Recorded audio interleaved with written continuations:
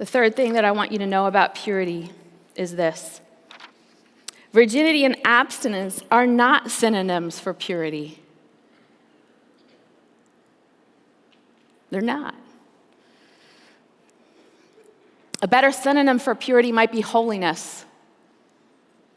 They're not quite the same. Holiness, according to Kay Arthur, is total purity without any taint of evil. As a leader in the modesty and purity movement, I want to apologize today. Because every great movement has its weaknesses. And one of our movement weaknesses has been this: teaching imprecisely so that some, when their hearts are still very young and innocent, begin to believe the lie that their virginity is equal to their purity.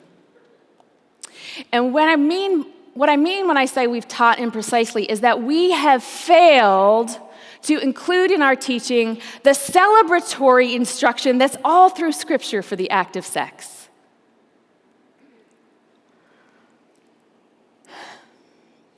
One of the most popular books reached for in our culture, still to this day, after centuries, is Kama Sutra. And I really believe that the reason that Christians reach for teaching on sexuality that's outside the church, that's sometimes extra-biblical, but also sometimes anti-biblical, is because we have skipped this part, this celebration of the gift of marriage.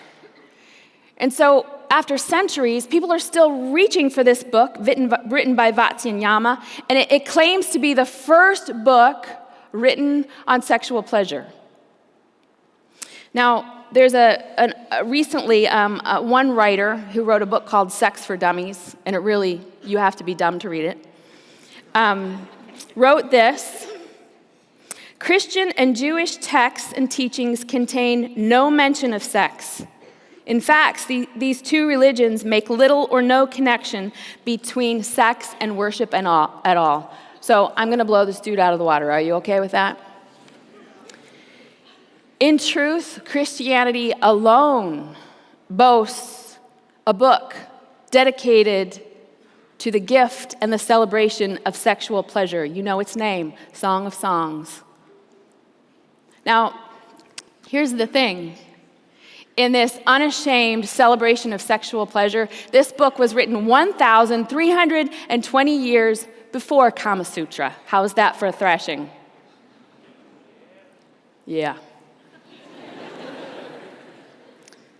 Christianity wholeheartedly endorses, embraces physical pleasure within the context of a covenant marriage bed between one man and one woman. Let me read to you some things from Song of Solomon.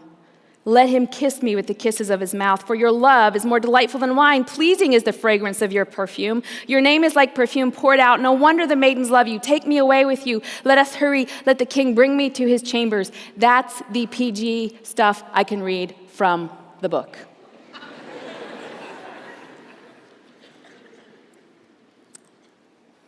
The very first chapter of the book says this: if you do not know Yada, most beautiful of women, follow the tracks.